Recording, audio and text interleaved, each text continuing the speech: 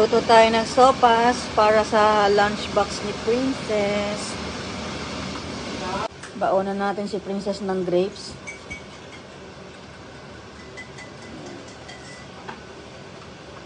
Tapos ng blueberries. Babaonan din natin siya ng mandarin. Binalatan ko na. Ito sa gilid. Para magkakasama. Baka magalit si Princess. Sabihin bakit magkakasama.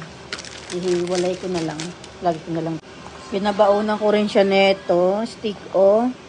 Tapos tong bread na to. Tapos ito vegetable to. Vegetable. Chips vegetable.